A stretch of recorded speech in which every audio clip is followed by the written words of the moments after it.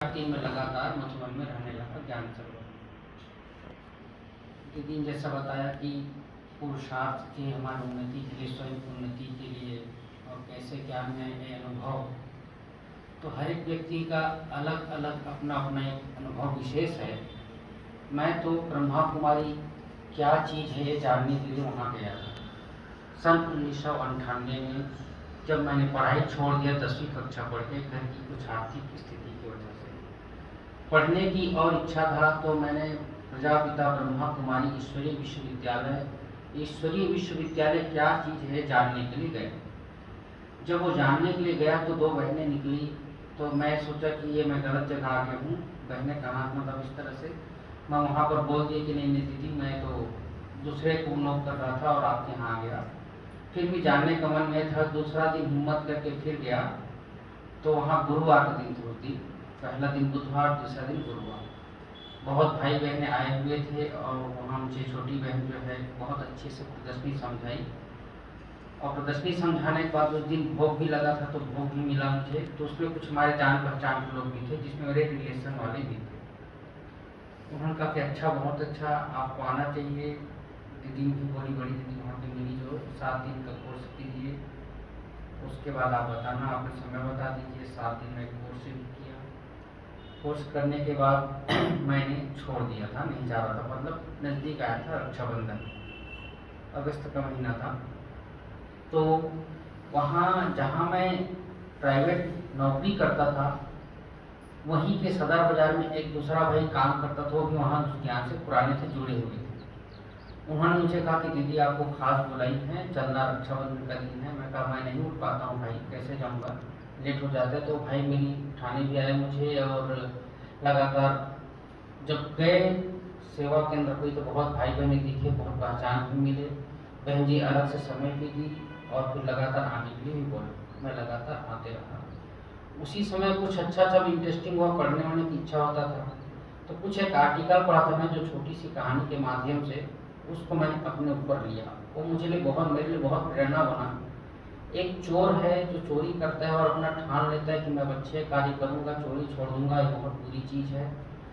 छोड़ करके सोच करके जाता है शिव के मंदिर में, और शिव के मंदिर में जब जाता है तो उसका फिर से लोभ लालच बढ़ जाता है। वो शिव का मंदिर के ऊपर देखता है पीतल का घंटा जो है लगा हुआ है, उसको उतार लेता हूँ, भगवान से प्रार्थना करता है कि भगवान, चोरी तो ऐसे छोड़ूंगा, लेकिन ये निकालता हूँ लास्ट चोरी आपके घर से, फिर मेरा इसमें थोड़े दिन का गुजर बसर चल जाएगा। तो निकाले कैसे? तो शिव के लिंग ऊपर ही ठीक रहता है, तो वो जो है शिव के लिंग ऊपर चढ़ जाता है। शिव के लिंग ऊपर चढ़ता है तो शिव तो भोलानाथ है, प्रसन्न हो जाता है। मांग बच्चे क्या चाहिए? तो कहता है नहीं नहीं कुछ नहीं चाहिए, डर जाता है कोई आ गया करके। फिर दोबारा वो क्रिया को करता है और दोबारा भगवान कहता है कि मैं स्वयं शिव भगवान हूँ, आपको क्या चाहिए मांगो। मैंने बहुत ऐसे भक्त देखा है जिन्होंने आज तक जल, बेलपत्र, फूल आदि चढ़ाए, लेकिन स्वयं को चढ़ाने वाला भक्त पहली बार देखा है। तो इस कहानी से मैंने प्रेरणा लिया और मैंने भी अपने आप को ही सोचा कि मैं भगवान पर बड़ी चढ़ जाऊँ। और ऐसे माध्यम से फिर मैंने चाह बनाया कि मुझे भी समर्पित होना है, सेवा करना तो मधुबन में, क्योंकि सेवा करके जब गया वहाँ पर 2000 लगने वाला था, 99 खत्म हो रहा था, तो मैं भी अपने इस चीज़ को बना लिया कि मुझे भी अब पूरा सरेंडर हो ही जाना है। तो मेरी जैसी चाह था वैसा राह बनता गया और मैं 2003 में बेहद घर बाबा की मधुबन में आकर के सेवा करने लगा। 2004 एक साल उसमें ट्रायल होता था। 1 साल के बाद मुझे कपड़ा उपड़ा मिल गया, सब हम दिल जीते जहाँ पर सेवा कर रहे थे। उन्होंने हमें 8 दिन की सेवा में ये सोच लिया था कि ये भाई यदि रहेगा तो रखेंगे करके, क्योंकि उस समय मुझे हार्मनी हाउस में सेवा मिला और पीस ऑफ माइंड और कॉल ऑफ टाइम करके विदेशियों का VIP प्रोग्राम चलता है, जो कॉल ऑफ टाइम में 2 साल में एक बार चलता था। तो उसमें एकदम VIP स्क्रीन 30 या 35 लोग आते थे, तो उनके रूम सर्विस करना होता था, जैसे चाय आदि आदि। तो उस समय हमारे जो इंचार्ज अभी अमृत भाई करके आप लोग जानते होंगे, मुन्नी बहन के साथ होते हैं, सौगात आदि में रहते हैं, उन्होंने ही उस भाई को कहा कि भाई यदि रहेगा तो इसको रखेंगे। तो मेरी जैसा इच्छा ही था और उन्होंने मुझे पहले ही सेलेक्ट कर लिया। फिर धीरे धीरे मुझे कहा कि साल भर बाद रहोगे, सेवा करो। मैं कहा हाँ।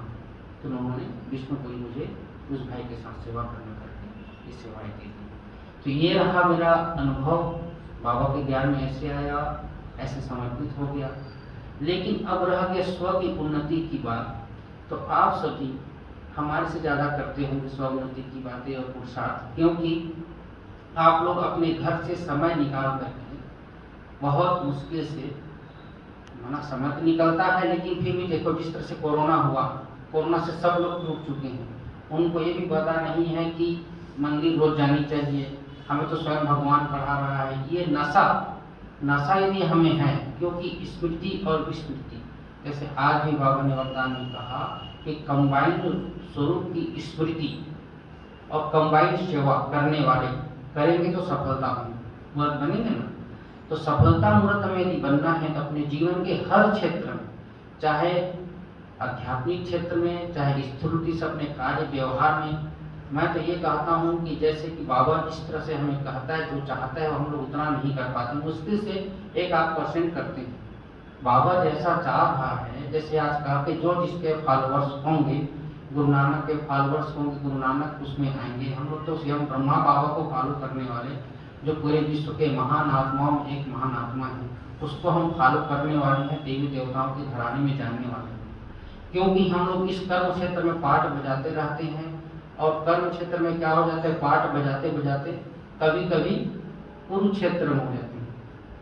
घरों में आपस में होता है ना, कभी कभी किसी के साथ बहस हो जाना, हम उस समय भूल जाते हैं कि हम कर्म क्षेत्र में, लेकिन कुरुक्षेत्र में उतर आते हैं। तो बाबा जिस तरह से चाहता है, जैसे कि हो गया अभी जिसका तन को ठीक करना, तो जितना ज्यादा हो सके मन और तन को बाबा के काम में लगाना चाहिए। धन को भी बाबा के घर में ऐसा लगाएं, भगवान को दिया भगवान लेता नहीं है, दाता है। लेकिन लोग ये कहते कि यार मैं दूंगा, तो दादी बड़ी दादी जब थी तो दादी तो 4 हिस्सा या 5 हिस्सा कहती थी, लेकिन एक कंपेनियन ऑफ द गॉड के हिसाब से हम यदि भगवान को अपना कंपनी बना लें, जो हमारे कमाई का हिस्सा में 10 रुपए में 1 रुपए भी हम निकालते हैं, क्योंकि हम जो ज़्यादा कमाने वाले देखे होंगे, ज़्यादा कमाने वाले ज़्यादा परसेंटेज में नहीं निकाल सकते। जो हम मध्यम वर्ग के लोग होते हैं, हम भगवान को 10 कमाया, बाबा 1 रुपए तेरे लिए, वो धन की बढ़त होती है, क्योंकि दिल से आपने अपनी मेहनत का कमाई भगवान को दे रहे हैं। 10 में 1 रुपए, तो उसका कई गुना बढ़ के आपको स्थूल रीति से भी बढ़ा देता है। जो धनवान बन जाते हैं, इसीलिए धनवान बनते हैं। लोग ये सोचते हैं कि भगवान जो भरे हुए कोई भर रहे हैं, और कई बार लोगों के मन में ये भी आता है, कई जगह पर सुनने में भी आता है कि बहन जी जो है पक्षपात करती है, जो ज़्यादा देते हैं उनको ज़्यादा ध्यान देते हैं, ऐसा लोग कहते हैं।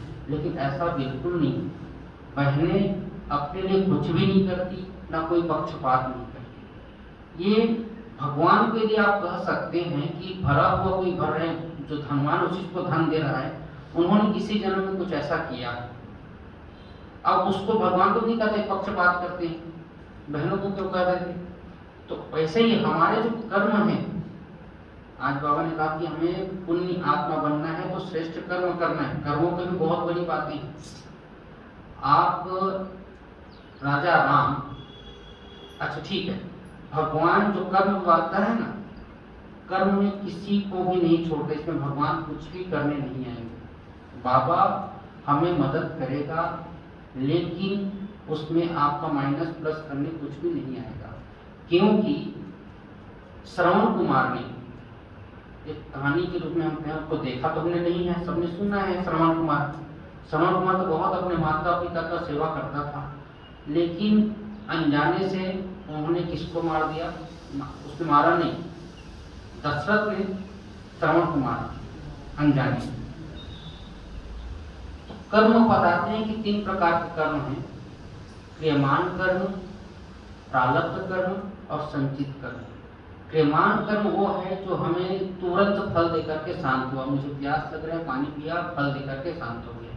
प्रारब्ध कर्म ऐसा है कि हम जैसे नौकरी कर रहे हैं, उसके एवज में हमें पैसा मिल गया, फल देकर के शांत हो गया। इन दोनों के बीच में हम कर्म करते करते कुछ ऐसा कर्म कर जाते हैं जो जमा रहता है, समय आने पर मिलता है, जिसको कहते हैं जैसे कि अब राजा दशरथ ने श्रवण को मार दिया, उसमें तो राजा था वो, और उनके माँ बाप से भी ये आह निकल गया कि आप ही पुत्र वियोग में मारे गए।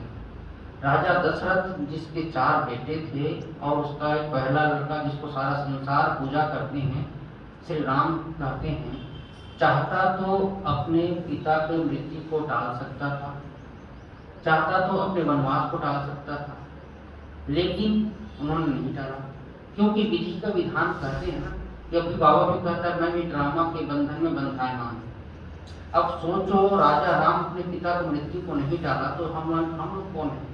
हम लोग भी जैसा बीज बो दिए हैं वो समय आने पर उसका फल दिया। राजा दशरथ भी उसी समय पुत्र वियोग में मारे गए, 14 वर्ष के वनवास उसको हुआ। तो समय बड़ा बलवान इसीलिए कहते हैं क्योंकि समय इंतजार करते रहता है। हमने जो पैसा या पेट पे जो कर्म जमा कर दिए वो फल आने पर ही, समय आने पर ही अपना फल दे करके शांत होगा।